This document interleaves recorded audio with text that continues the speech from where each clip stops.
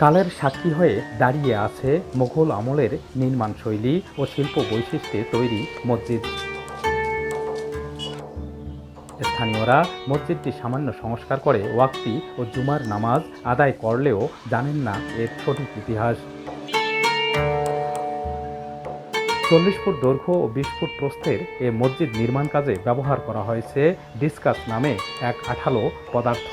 মসজিদে প্রবেশের জন্য 5 ফুট উঁচু 3টি দরজা ও উপরে 5.50 ফুট ব্যাসার্ধের 3টি বড় গম্বুজ রয়েছে। ভিতরে রয়েছে 3টি মেহরাব। জুমার দিন মুসল্লিদের জায়গা সংকুলান না হওয়ায় তৈরি করা হয়েছে বারান্দা। আমি এখানে বাড়ি করার 17 বছর হয় আমার এখানে আসার। ওই তখন থেকেই আমি শুনি এই মসজিদের হিস্টোরি।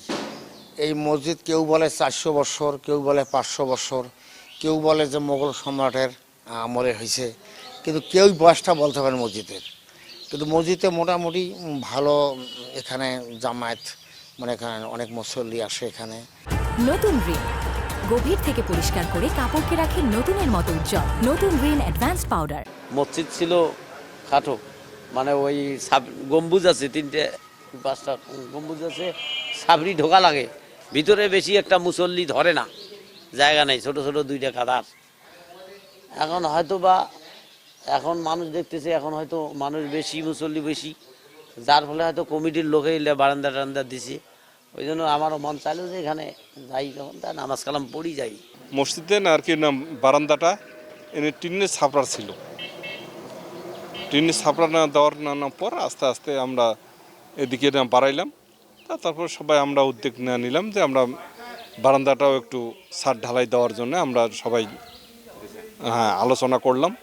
আলোচনা করার পর আমরা আস্তে আস্তে সবাই একত্রিত না হয়ে বারান্দাটাই ঢালাই করলাম। এখানে 7টা, এইখানে 7টা গ্রামের জামাত ছিল, এটি আস্তে ভাঙিয়েছে। তখন একবার মেরামত করেছিল। এখানে বাবা জানি উলিপুর থেকে আনছিল, মিস্ত্রি ভালো করে আসলো।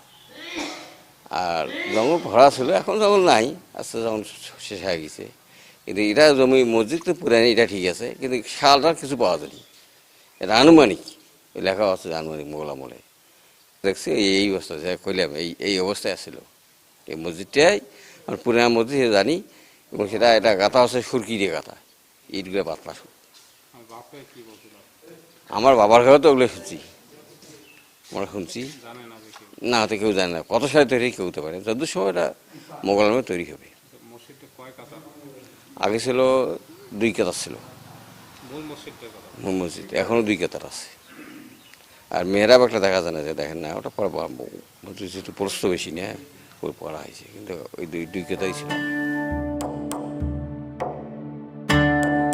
স্থানীয়রা জানায় এই মসজিদের সঠিক ইতিহাস জানা নেই তাদের, এমনকি তাদের বাপদাদারাও জানেন না কবেকার মসজিদ এটি। ঐতিহ্যবাহী এই মসজিদটিতে সরকারি সহযোগিতা ও মানুষের অনুদান না মেলায় স্থানীয়দের নিজস্ব সহযোগিতায় পরিচালিত হয়ে আসছে। এখানে দীর্ঘদিন যাবৎ ইমাম এবং মুয়াজ্জিন করতেছি, কিন্তু এর আগে আরও মুয়াজ্জিন যারা ছিল, যারা ইমাম ছিল, তারাও কইতে পারে না যে এটা কখন নির্মাণ হয়েছে। এমনিতেই দেওয়া মুঘল আমলের, কিন্তু এর আগে যতগুলো মুয়াজ্জিন গেছে, মারা গেছে, তারাও কইতে পারতো না যে এটা কখন মানে নির্মাণ হয়েছে বা এটা কিভাবে হয়েছে। অন্য কোথাও সেই কোনো অনুদান পাওয়া যায় না, বা পাওয়া যায়ও না, কোনো চেষ্টা করি হয় না। তার থেকে এখন ক্রমগুলি চলছে, মাছ ধরে বেতন দিতে হয় 6,000 টাকা। এইভাবে একটা খন্দে একটা করি মুসল্লি প্রতি 200 টাকা, 150 টাকা খন্দে ওটা। সরকারিভাবে পরিচালনা হলে আমাদের কোনো সুবিধা হইতো, কিন্তু একটা সহযোগিতা ভালো গেল, সুবিধা না, এটা সহযোগিতা পাই কই।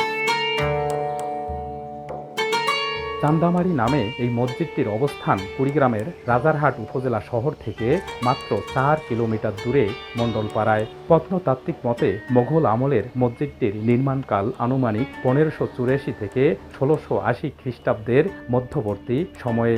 এর গায়ের নকশাগুলো মোগল আমলের স্থাপত্য কৌশল ও শৈলীর অনন্য দৃষ্টান্ত। বাদশা সৈকত, সময় সংবাদ, কুড়িগ্রাম।